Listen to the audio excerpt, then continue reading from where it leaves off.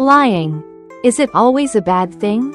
Hello, parents, aunts, uncles, big brothers and sisters, and even little ones who are listening. Today, we're diving into a topic that every single one of us has experienced at least once in our lives: lying.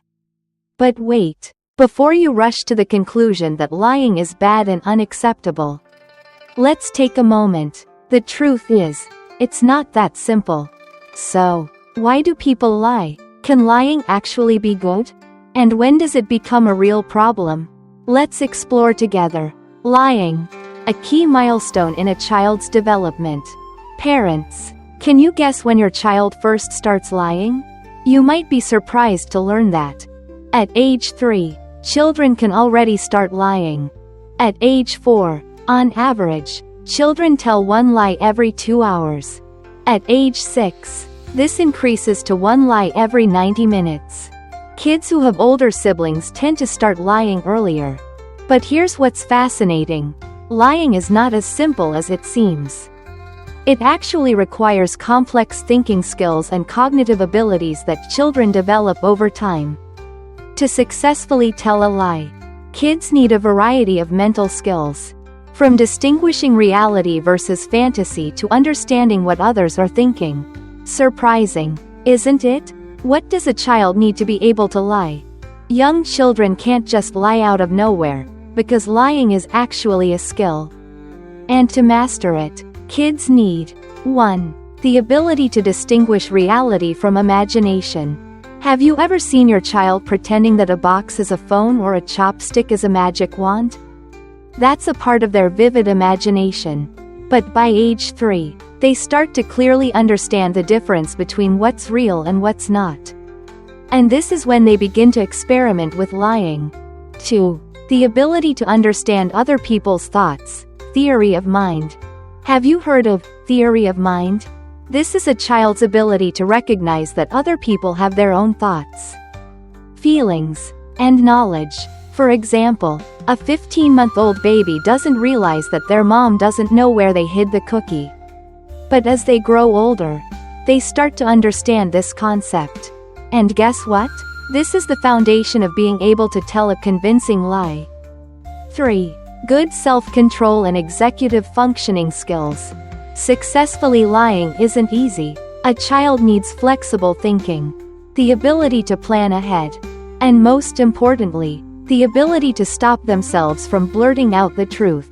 They have to act naturally, from their facial expressions to their voice tone. So if your child has started lying, congratulations, it's a sign their thinking skills are developing well. Lying and a child's intelligence. A fascinating study from the University of Toronto, led by Professor Kong Lee, found that kids who start lying earlier tend to be more intelligent. Specifically, 30% of 2-year-olds have already started lying. Most children begin lying by age 3. Kids who lie earlier tend to have better self-control, perform better in school, and are more socially adept. So, does lying automatically mean a child is smart? Not necessarily, but clearly, lying requires advanced thinking skills, which can help in other areas of life. But what if a child lies too much? Of course, excessive lying isn't good. If a child occasionally lies about small things, like, I ate all my vegetables, or, I didn't drop my toy, that's pretty normal. But if they constantly lie, can't control it, or use it to avoid responsibility, parents should pay close attention. Studies show that 6-year-olds who lie frequently often decrease their lying over time. However, if a child continues lying often at age 7, they have a higher chance of developing a long-term lying habit. This means that if parents don't address it early, lying can become a go-to problem-solving strategy instead of facing the truth. So, what should parents do? Good news. If your child has lied before, there's no need to worry. It's simply a milestone in their development. However, what's important is that parents guide their children toward honesty from a young age. Here are some tips to help children avoid lying. Create a safe space where your child doesn't fear telling the truth. Instead of immediately scolding them for a mistake, listen and help them understand the consequences. Be a role model. If parents often tell harmless lies, children will pick up the habit too. Teach them about the consequences of lying. Kids sometimes don't realize how lying can affect others. Share real-life stories to help them understand. Final thoughts.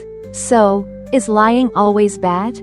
Not necessarily, but it shouldn't become a habit either. If your child has started lying, take it as a sign that they are developing their thinking skills. But if they lie too often, gently guide them toward understanding that honesty is always the best policy. Thank you for listening. Hopefully, after this discussion, parents will have a new perspective on their child's little white lies. Be patient and support your child on their journey to growing up.